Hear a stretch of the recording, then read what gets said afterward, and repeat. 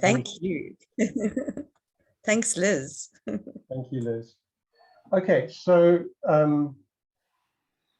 so storytelling as a part of culture, but then also improving conversational practice and culture.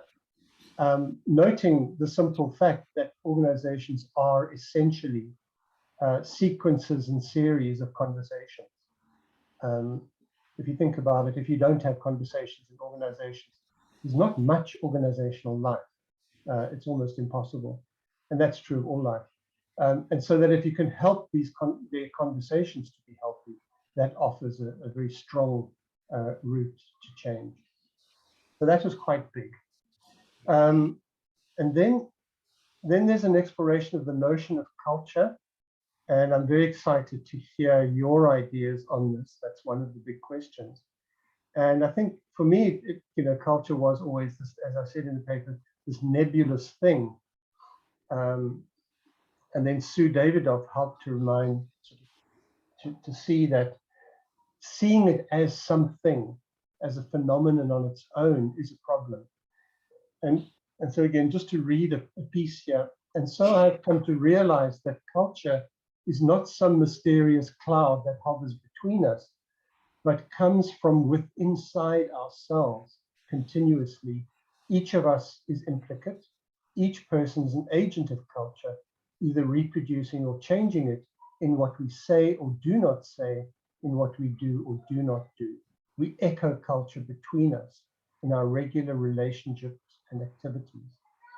The real danger is that we project power onto culture and naming it as its own force outside of ourselves, something we think that we can change without changing ourselves.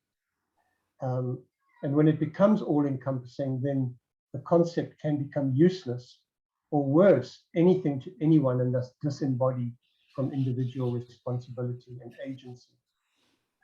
And then to take that further into the question of what is not culture, which I think is also key. In many organizations I've worked with, people are afraid to speak up about abuse and poor management. Should we call that an issue of culture? And it often is.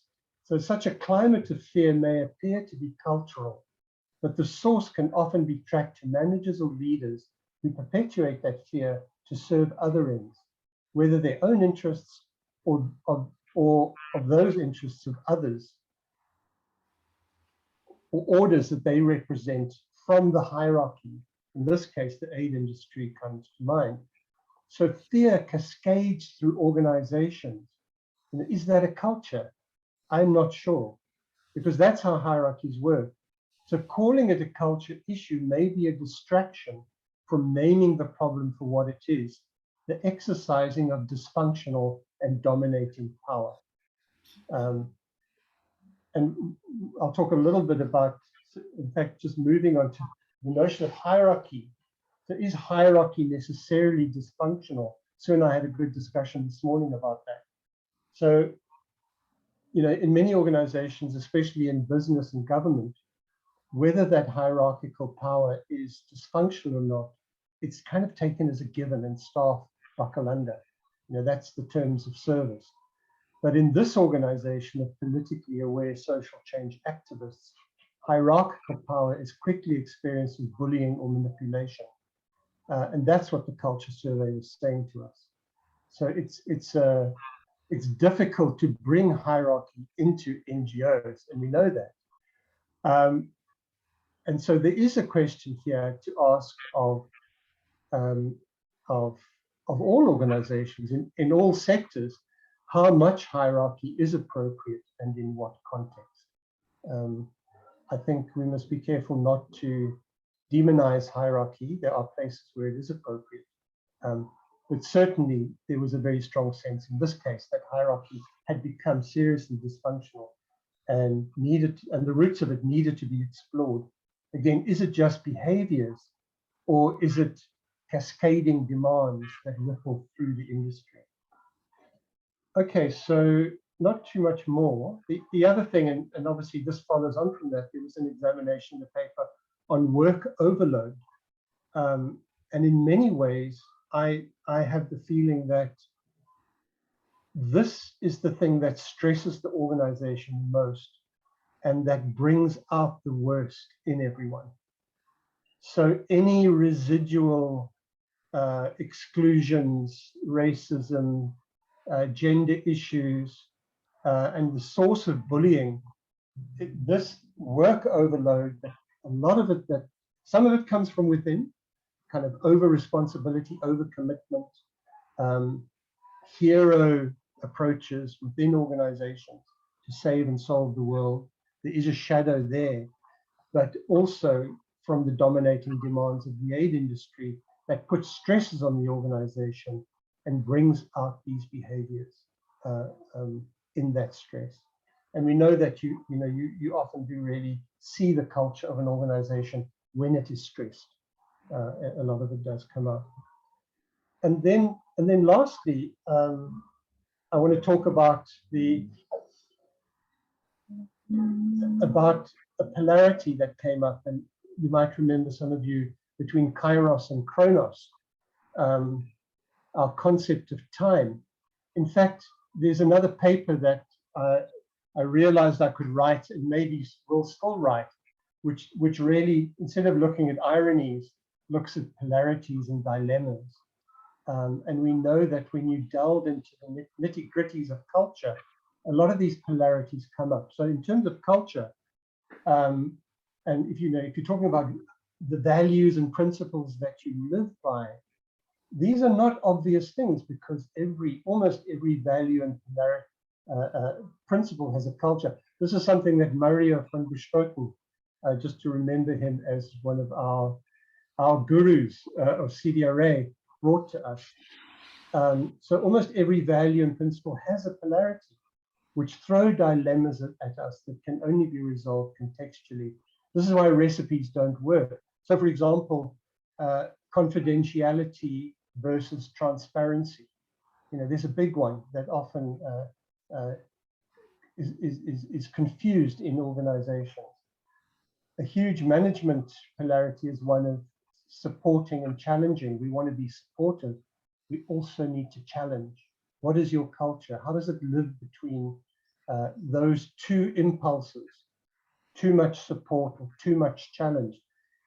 And getting the balance right is a lot of what leadership is. And that is also culture work. So that's another area that we could look at. And obviously also balancing the need to innovate into the future with reflecting and learning from the past is another big dilemma. But how much time what's your culture of time there? How much time do you put into those? Is a practice and a culture issue. Then I just want to end with this, just 2 paragraphs from that exploration of chronos and kairos, because for me this does get to the real heart of what I was trying to say. An organization's relationship to time has 2 dimensions. In Greek mythology, Chronos was the god of time, hence chronological time, exact, calculated, and predetermined, project time, deadlines. On the other hand, there was Kairos, the god of the opportune moment, of right timing. It depends time, fluid time, sensed time. So we all live between these notions of time in so many ways, not least NGOs who work under the chronological deadlines of donors and their own internal sense of chronology, but must in their practice also respect the chirological timing of the people they support, of communities working in their own culture of time, and in the reality of complex and unpredictable contexts. And I'm sure you all recognize that. Those dilemmas, that polarity, the difficulties of that. The relationship that many aid industry donors have to time and money, especially the big ones, is not much different from the bankers of the business world, rippling through the organizational and field practices of the entire development world. Chronos is their god, and compliance to deadlines their practice. But are these primarily issues of culture? I come back to that question, and I don't know. It's yes and no. Are they interesting differences between doing things this way or that way? Or are they matters of brandishing the power of their money and demanding compliancy under their notion of accountability for the use of handed down resources? Indeed, of disrespecting the very notion of culture of the very people they are serving. It boils down to the question of whose will dominates. So that's, for me, that's still that big question of how do we deal with this comes to the fore. You know, and as organizations, we can see through things, you know, how do we cope with what's going on? How do we find our own inner resilience and protect ourselves from these forces? But how much are we political in our stance?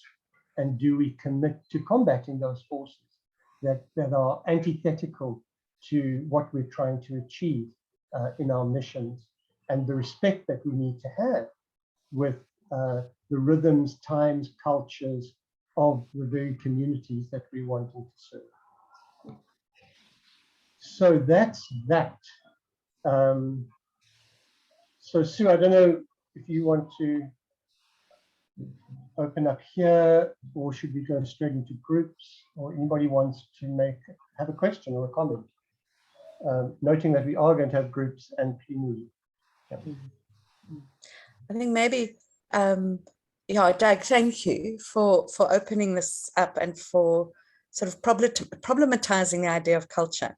And yeah, I think particularly, I don't know, I'm just so mindful of this world at this moment in this world's history, and how prominent issues of power, abuse of power, and well, in the case of the war in Europe, is, you know, the intentions of people and nations, but you know, we've got identity, we've got purpose, we've got power, we've got the exercising of power. And then what help does the notion of culture offer to us when we are working in institutions that are in many respects subject or become subject?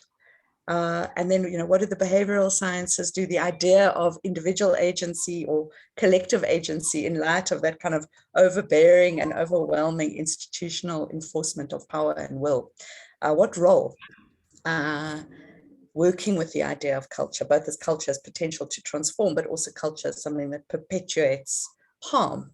I think that, Doug, by bringing the idea of culture into play with structure and power, you really do challenge us to think about it a little bit more deeply than just, oh, it's our culture, as you said at the start.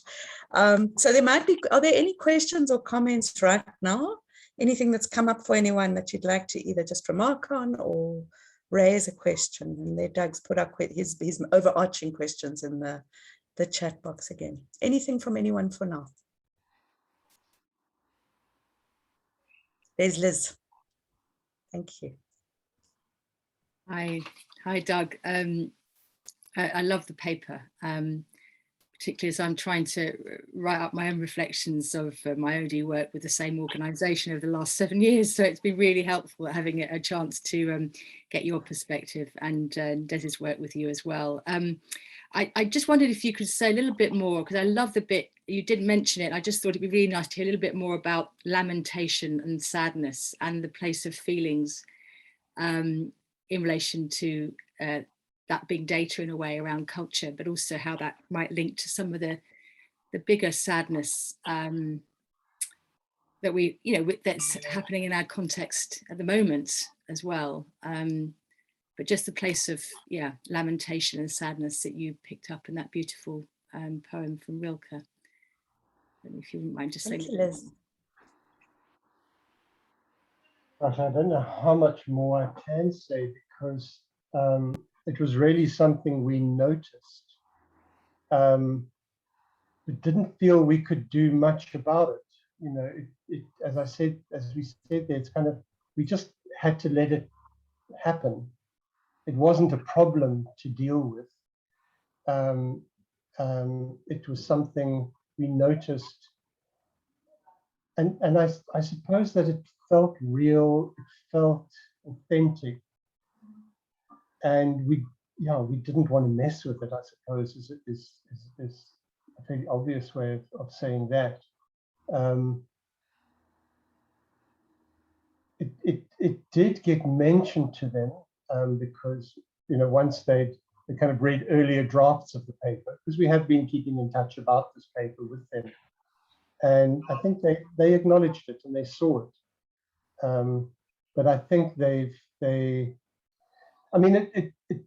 just acknowledged how big a thing it is to, these are obviously people who have stepped forward to take responsibility for the culture in the wake of these findings of such abuse. And to find it happening in your own family is awful. So that sadness was palpable. I think we hadn't really anticipated it. And maybe so that, maybe there's a big learning that it does need to be anticipated. And particularly amongst those who step forward to do something, that they're grappling with these questions. And part of the reason they come forward is because they can't take it, that they've dedicated themselves to something that where the shadow is just so big. So if anything, a takeaway there is to really anticipate that next time. I don't know. Is it just a natural process to let happen and not interfere with? Yeah, Des, I don't know if you want to add to that because you were part of that, noticing that.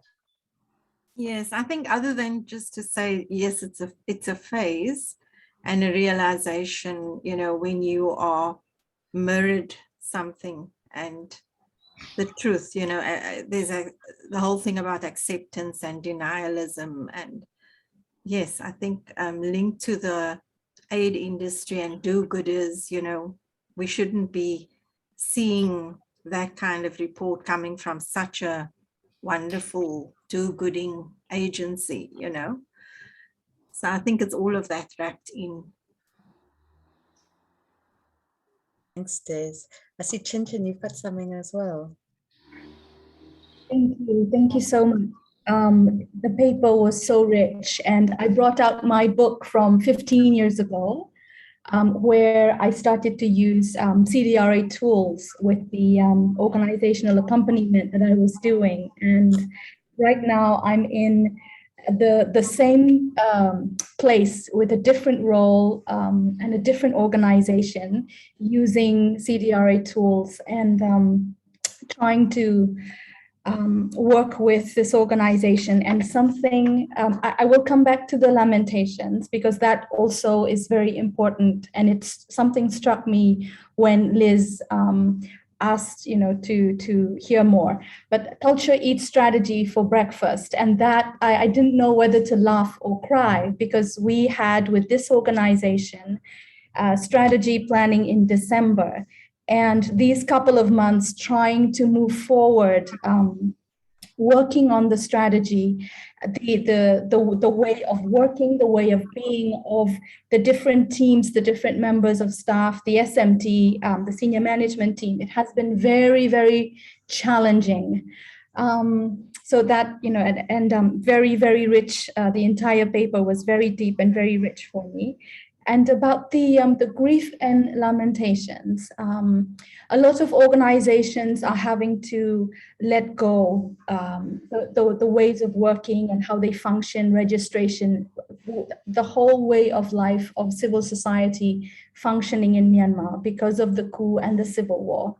And so what we have done, previously it was for COVID. We've had these mental well-being and psychosocial support and a place for sharing and a space to hold the different challenges, the psycho-emotional challenges. But this is what reading this paper, I realized that we don't have those rituals as an organization to grieve. And so thank you very much for that. for me, I think, finding local ways of grieving, lamenting, and living with that woundedness of all these past 10, 15 years of work that has been done, simply raised in a year, in 12 months of the coup.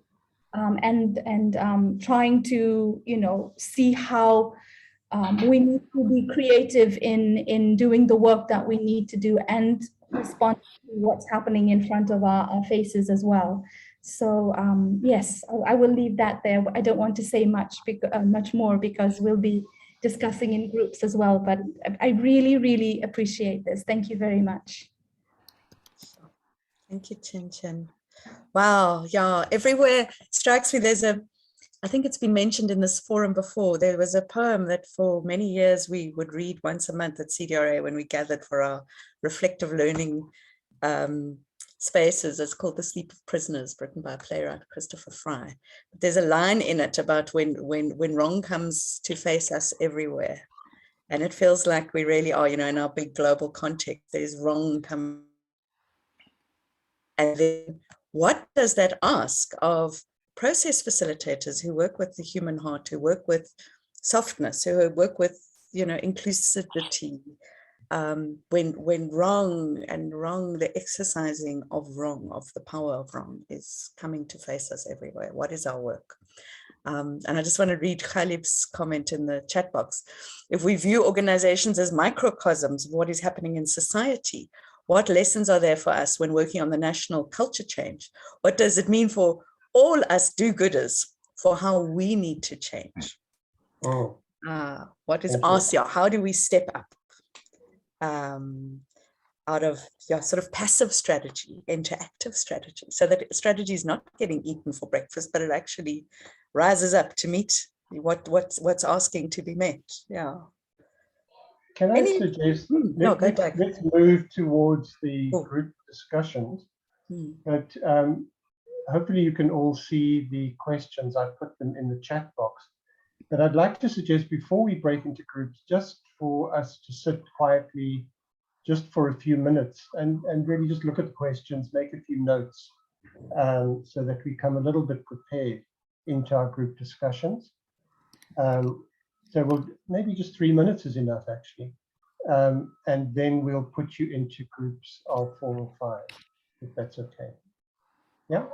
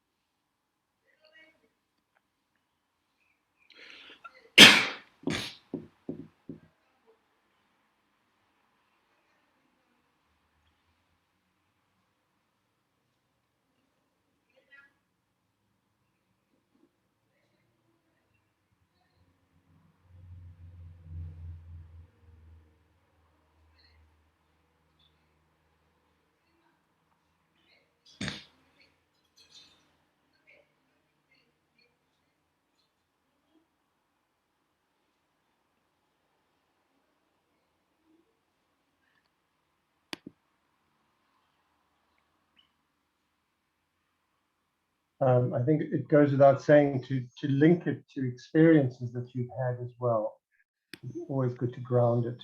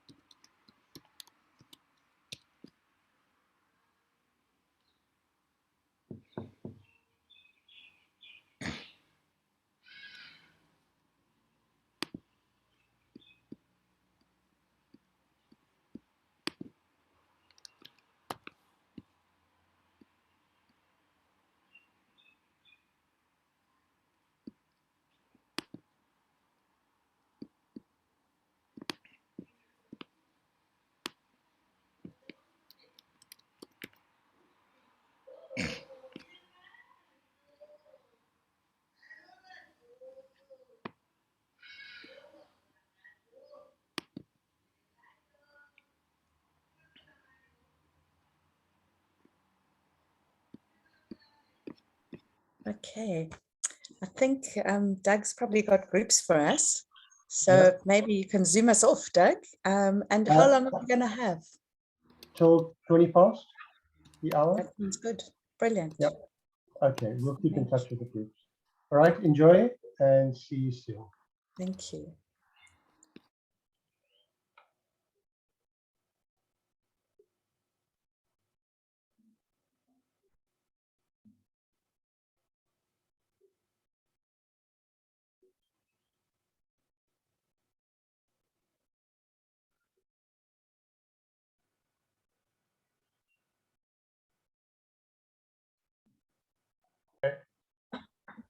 Thank you.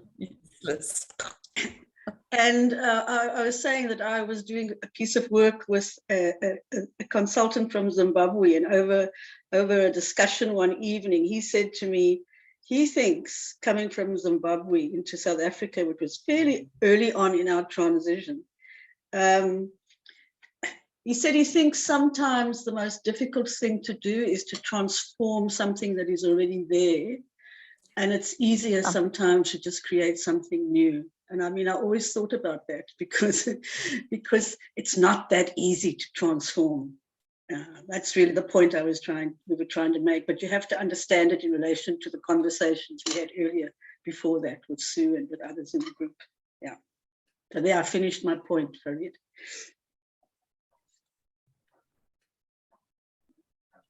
Thanks, Marie, Josette. you had your hand up there? Yes, no, I said thanks, Josette. Go ahead, Marie. No. I had some interference, and it was on my computer. I thought it was. I had a yoga practice starting on my internet for some reason that I didn't open. Sorry about that.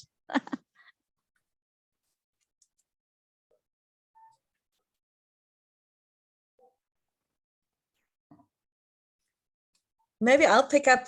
I was also in the group with Josette and Keith and Farid and Ali for a little bit, and it was lovely. We had both sides of the culture change story: the one with the will and agency, and the other one lamenting how culture becomes structure and becomes an enforcer of behaviors. And I think where we'd got to, and Josette's story was part of that, was individuals can and do change, and this whole issue of like a muscular, strong intervention, a confrontation, if as practitioners, if we're helping bring about change in organizations, sometimes there's you need to be strong. And I had a question, Doug, about whether you had any of those moments where you had to be maybe heavier than it would feel natural or than you normally would do, the confrontation that seems to be a part of change. But we also recognize that lands more easily in individuals than whole systems. And there's something about the system that might go back to something of what it was. And then I love Josette's story that says, so maybe it is easier to invent something new than to change something old. It feels like a good middle way there in the dilemma we were exploring. And we loved lamenting. Those of us who were lamenting things that don't change, we wanted to lament. We enjoyed the lamentation.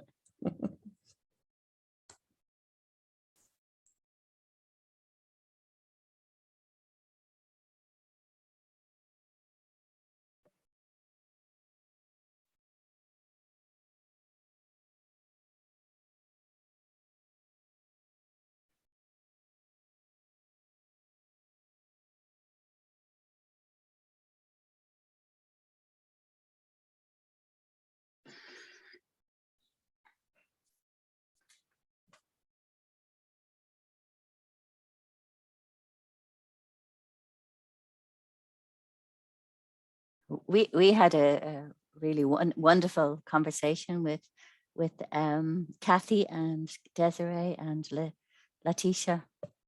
And one of the things that I was thinking that, the idea of sadness and lamentation, and I feel driven by a sadness of leaving organizations, and because of that sadness, and where it becomes that I can be better outside of it, and finding spaces to but the other side of it was that this whole sense of belonging, that I feel like that I belong in the world wherever I am and I can intervene. But there does come a time when the sadness will overtake and I step aside, because I can't be part of a work that is making people's lives worse, where they will flounder. And so that's been my experience of organizations that I've worked with refugees, with people in Central Australia, the deep sadness of how the pervading dominant power system of the world takes over, and the way we can. I love the active empathy. I wonder how often we get to that in our work, or in the world that we live in, that we say that's how it is. And in my head, the only thing that I can think of is, well, that's the way it is, and it's also this. So that's my way of keeping myself going and lifting myself out of that sadness. But I really think that is this is, and the idea of having brave spaces for me is just so beautiful. Like holding a brave space for myself and holding it for others in the work that I do, whether it's in my own local community here, or with the voices of people who aren't being heard, or my intervening in some organizations. So, yeah, I'm not sure there was so many, and one of the women in the group talked about that idea of vulnerability as power and not as victim, and that was so closely linked to culture, and we can shift things by actually turning it on its head.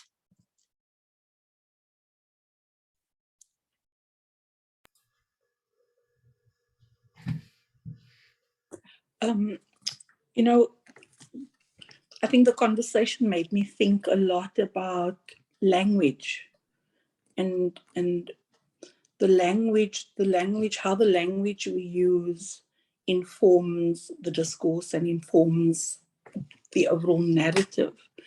And I'm just thinking of the term brave spaces, and there's such a, and it's something it's something that's a tension that I also sit with, in the sense that we expect people to become stronger and more resilient, etc., etc.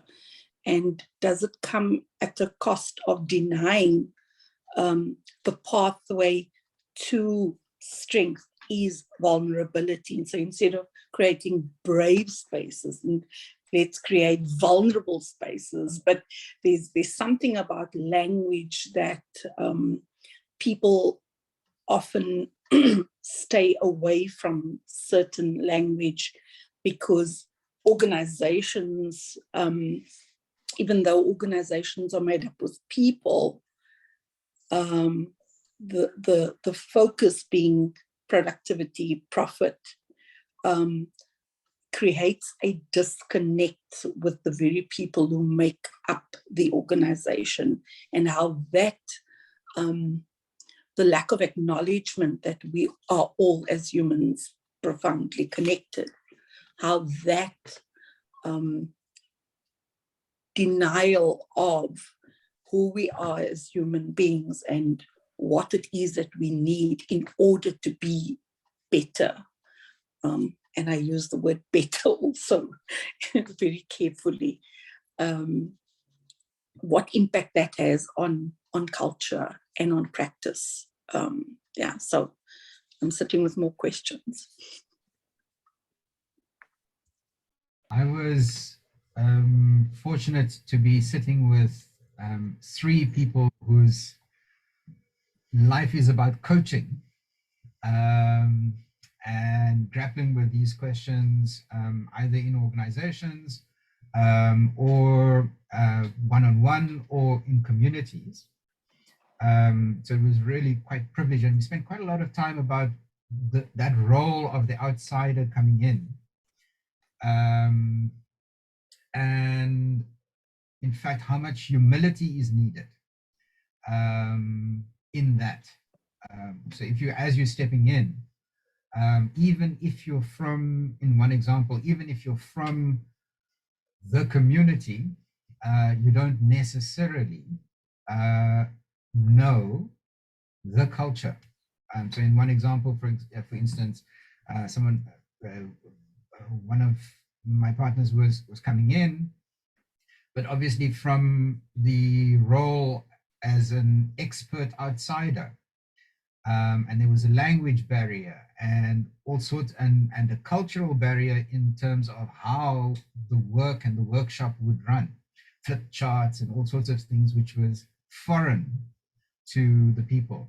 And what it needed was to step back from that culture into what is actually going on, and stepping into, again, the role of storytelling, and getting people to open up through telling their stories. And so rather than speaking about, so two things then.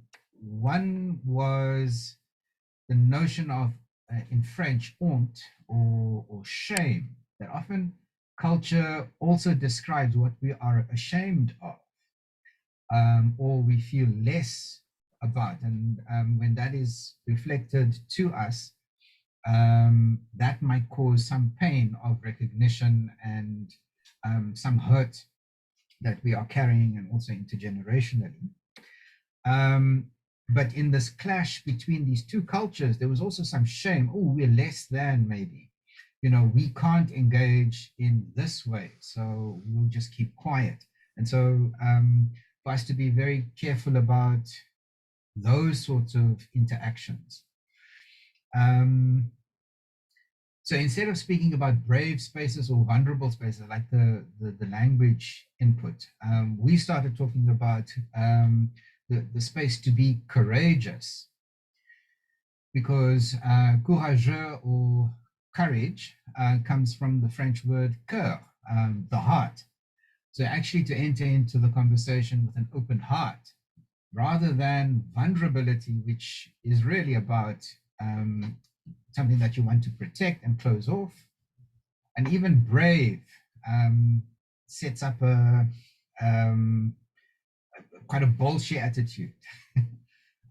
But coming from the heart, and stepping forward from the heart, was something I think that really resonated for us. Maybe, I mean, it was such a rich conversation, involved, you know, what is Indigenous leadership, what is women leadership, how does that get constructed? Is patriarchy racially tinged only? It was an amazing conversation. But maybe just I'll finish by just saying that maybe culture and this process of making it visible, I think, is what we've been discussing. That making things visible, sometimes we see things that aren't that comfortable, and that causes the pain, or coming from shame, maybe even. That culture is not locked up in stone. There may be some non-negotiables, but sometimes what are those non-negotiables, identifying those things and understanding why, can lead us to a point where we can also get to what parts of this am I willing to let go of? Because culture also is alive and it is evolving. And so how can we evolve or reframe even the non-negotiables in a way that is more appropriate now? So those were some of the thoughts that came out of a really rich conversation. Let me end off by just saying that if you bake a chocolate chip cookie, there's a recipe, right? So you have flour and sugar and some baking powder maybe, and some chocolate chips, very importantly. Add a dash of salt, and then you have to bake it for however long you have to bake it, whatever your secret recipe is. The problem with the chocolate chip cookie is if you pop it in the oven, and you've added too much salt, for example, when it comes out, it's going to taste horrible. There is no way to undo the chocolate chip cookie. You can't add more sugar on top of it to sweeten it. And so it may sometimes be better to bake a new batch of chocolate chip cookies. I was just prompted by the comment about maybe sometimes easier to make something new, invent something new, than to tinker with the old, which I think we've been trying to do for 27 years. Thank you.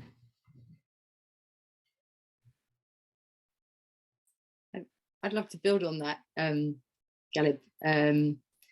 We had a really rich conversation in our group with David and Madeleine and Kinkin, and one of them was about the use of metaphor. So I'm just taking your example of the chocolate chip cookie and the power of metaphor and language, and how that, in terms of working with culture, and maybe allowing for a different type of conversation or surfacing different assumptions that might be informing the way culture is experienced.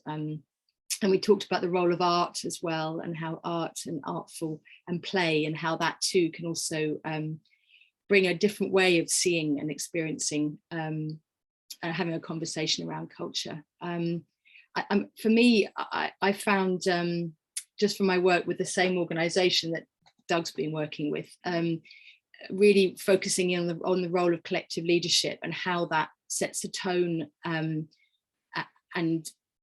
models the culture for better or for worse, and picking up this idea of brave, or I love that, courageous spaces, because that's something we talked about in our group as well, about the heart. So maybe there's something about courageous spaces, or this sort of notion of, I think Margaret Wheatley talks about islands of sanity, and the role of leadership in creating those containers and space to have those more heartful conversations, and being able to perhaps lean into some of those more difficult feelings that it might evoke, but being able to do that in a way that is sustained, because I think, to my mind, you can do that work, but then the systemic forces are often so strong, like in this organisation, the pull is so strong. There is a sense that that work can easily get undone. So that follow through, and I suppose, again, this political point that Doug raised, which to me seemed really important, is how in those spaces do you encourage leadership to push back, to be more proactive, to challenge those excessive demands coming from the wider system. For me, that is also part of shifting culture and some of the patterns that keep things stuck. So how, as a practitioner, I suppose, to encourage that courage as well, because otherwise my sense is it's you can do it within it's a microcosm, you can work with it, but it's how do you light those fires. But it does feel like there's the bigger context is so powerful, and I love the message that you ended, the hopeful message you ended on, Doug, about how do we draw from other ways of organizing and social movements, and perhaps other ways of thinking about organizing, which might not be these more kind of traditional organizations. And the last thing we ended on was self-care. And I don't know, Madeleine, if you want to speak to that. I thought that was so beautiful what you said about, as practitioners ourselves, what we carry, often as the rescuers ourselves, and what we need to put down as well, and how we need to look after ourselves. I don't know, Madeleine, if you want to just build on that, because you said some lovely things there. I don't know, because you just said it just beautifully. I don't know, I just think that we have to love ourselves before we can help others. And self-love, self-care, some yoga, some meditation, take the time to listening to ourselves.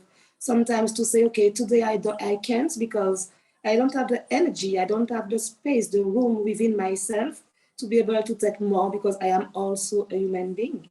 And I think that that's such a great job you are all doing to all space and even space and allow people to get the awareness to heal. And actually, you are really, really important people. We need you to continue. Consequently, take care of yourself and love yourself. That's it. Thank you.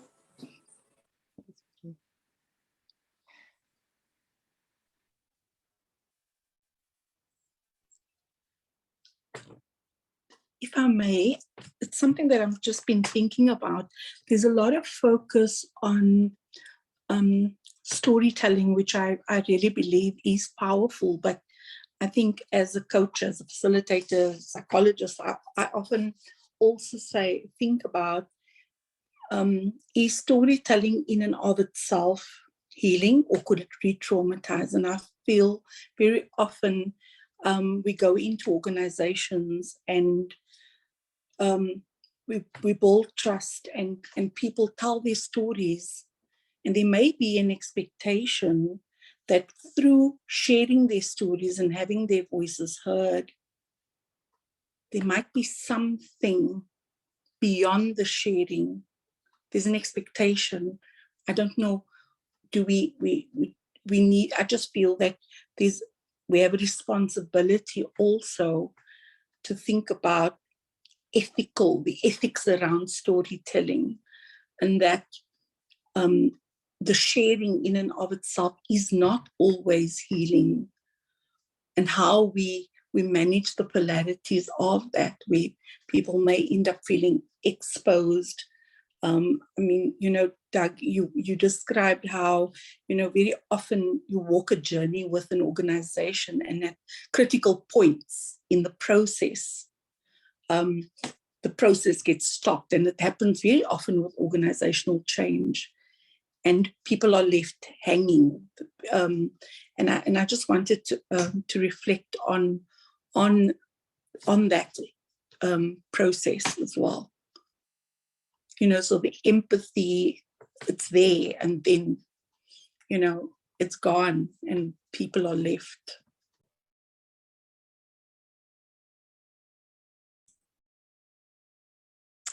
It makes me think of the work that Michael Friedman does. Michael often comes to these meetings. In fact, she wrote to me and said she was really sorry she couldn't come today. She's in an in-person meeting, first one in years. And of course, our small group discussed how, and online you can be in several spaces at once, whereas when you're in person, you can't, right? So she really can't be here. There are very few people I know who can be online and in person at the same time. But yeah, just listening to this part of the conversation about exposure and storytelling, and thinking about Michel's work on that, exactly that topic, because there's an issue of sort of historical trauma that, we pretty much, I think most of us, certainly the sector, works in some form of redress or addressing or correcting wrong.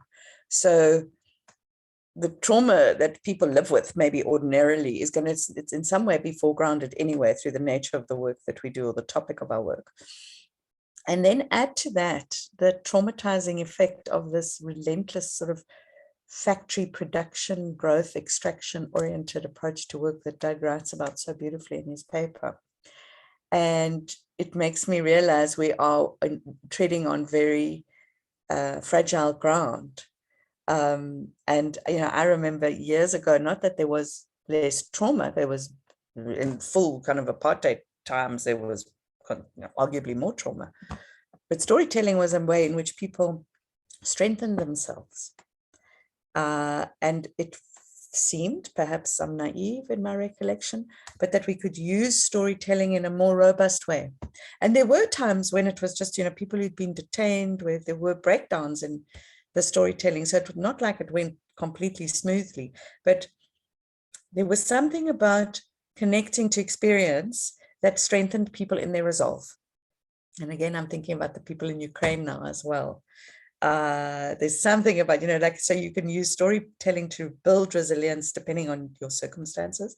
And now there are these times where in ordinary organizational life, it just doesn't feel so straightforward, that there's a lot of trauma that people carry. And as I say, it's historical, but I think it's increasingly not just about context, politics, identity, poverty. It's actually about the poverty of organizational and institutional and working life. What is being extracted from people in their working lives. And then, so how do you work with it? I mean, I think, Letitia, you're right. I think you've just got to be careful. You've got to exercise care. It's not to exclude storytelling, but just to be so mindful of the, what's the right word, we're working with limited resources somehow. We have less. We're working in a time of extraction. So of course, why would we not have less? That's what extraction does. Yeah. So sorry, back to Michal. So some of how she works is to, they can't say, okay, everybody, the whole nation must be in therapy before it can do development.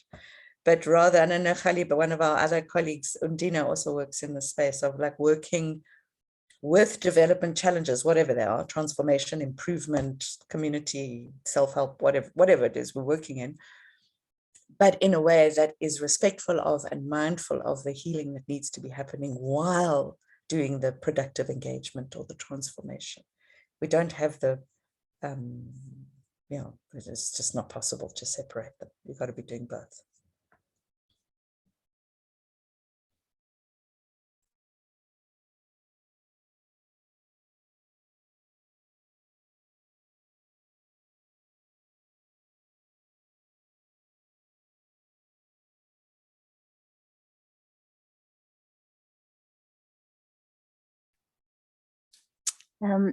Just following on from that, Sue, the whole idea of extraction, it feels like that we're living in a world that is extracting such a high toll on all of us.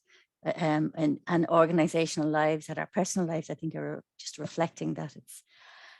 And in a process that Desiree and I were involved in the other day, a woman said, and Desiree, if I get it wrong, let me know here. She talked about if we don't actually follow our call, the work will extract more from us. So it was the idea that if we don't actually, well, this is what I took from it. And I'm not quoting her correctly, I'm sure, but the idea was that if we don't challenge, if we don't actually think for ourselves, call ourselves back to the self-care, that I will, in looking after myself, I will be looking after others. If I don't call myself back to actually, to seeing that I'm relating with, as a human being, vulnerable. I love the word vulnerable. I think it actually gives us the way to be brave or courageous. And I love the word courageous too. But there is something about that more and more is extracted of us. So for me, I'm thinking all the time that in any work that I'm doing is, if I don't do this, if I don't keep minding myself, but also following a wish to do what's right, and I keep coming back to what is right in these times, the toll is so heavy that it's that idea of sadness will become something worse. And it feels to me like the world is depressed, so I keep coming back to that thing of, so I need to be questioning. I need to actually be in the spaces where I can actually both earn my living, keep myself alive, and also challenge. And in challenging, be challenging myself, within it. And that phrase, the within side. Yeah. Such a lot in this paper and in the conversations that I'm going to take with me.